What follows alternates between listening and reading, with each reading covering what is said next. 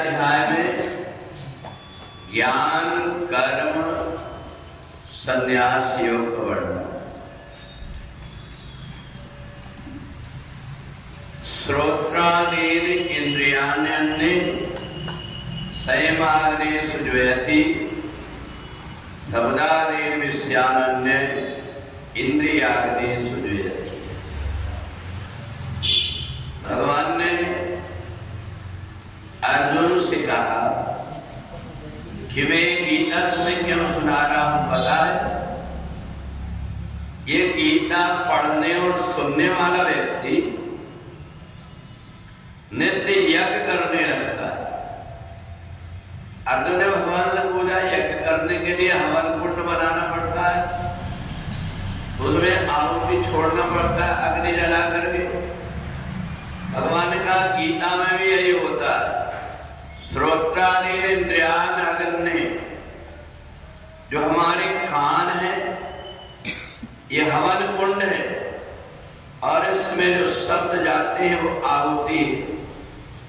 तो जो व्यक्ति नित्य प्रति गीता पढ़ता है वो दावा के साथ में ये कह सकता है कि मैं रोज यज्ञ कर रहा हूं। एक ज्ञान यज्ञ है। गीता को सुनने वाला व्यक्ति और गीता को पढ़ने वाला व्यक्ति ये यज्ञ प्रतिदिन करते हैं और एक ज्ञान यज्ञ। इस ज्ञान यज्ञ में कोई भी प्रकार की त्रुटियां हो जाती, हमारे मन में कई बार शंका होती, ये परेशानी क्यों आई, कहीं हमसे कोई काम में भूल तो नहीं हो गई। परंतु एक ऐसा ज्ञान यज्ञ है ये, इसमें चाहे जितनी भूल हो जाए पर इसका दुष्परिणाम नहीं होता, इसका अच्छा ही परिणाम मिलता है। तो इसलिए कितनी बड़ी बात है, एक व्यक्ति थोड़ी देर बैठ करके और नित्य प्रति ज्ञान यज्ञ करता है। ये ज्ञान यज्ञ क्या है?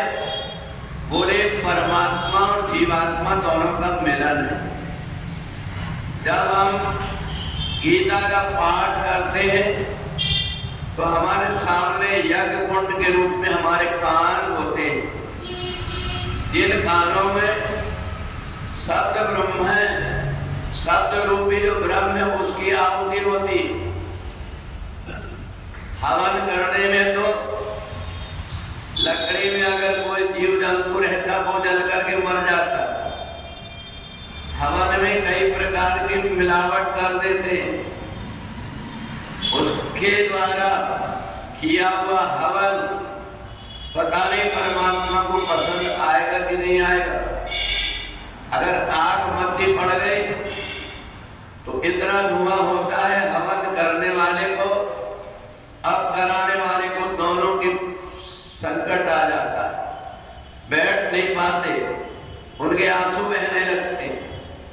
परंतु ये एक ऐसा हवन है, इस हवन के करने से ना तो आंसू आते हैं, ना ही हाथ उठाना पड़ता है, ना ही हवन डालना पड़ता है।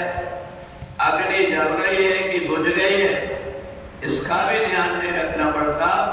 तो भगवान कहते हैं कि मैं ज्ञान कर्म और संन्यास ये तीनों एक साथ जीवात्मा को प्राप्त हो जाते हैं केवल गीता पढ़ने मात्र से। तो इसलिए नित्य प्रति जो गीता का पाठ है, इस शब्द ब्रह्म की आहुति हम कर रहे हैं अपनी आत्मा में, और जिस शब्द ब्रह्म के द्वारा हम आहुति करते हैं, ये शब्द जब ये जीवात्मा शरीर छोड़ करके जाता है, इन्हें गीता के श्लोक स्थाने ऋषिकेश का प्रकीर्त्या, तो जब हम प्रार्थना करते हैं तो जिस समय हम प्रार्थना करते हैं उसी समय पर ये जो मंत्र है ये हमारे कान में गूंजते रहते हैं, और जीवात्मा जब शरीर छोड़ करके जाता है तो यही रास्ता बनाते हुए ब्रह्मलोक तक, भगवान के धाम तक पहुंचा देते हैं। तो जिस हवन के करने से कई प्रकार की परेशानी होती है, परंतु ये ज्ञान यज्ञ करने से कोई प्रकार की परेशानी ना होकर के जीवात्मा और परमात्मा का संग हो जाता है। इसलिए नित्य व्रती जो ज्ञान यज्ञ कर रहा है, उसकी ज्ञान यज्ञ से बढ़कर के और कोई सत्कर्म नहीं। बोले वृंदावन बिहारी राम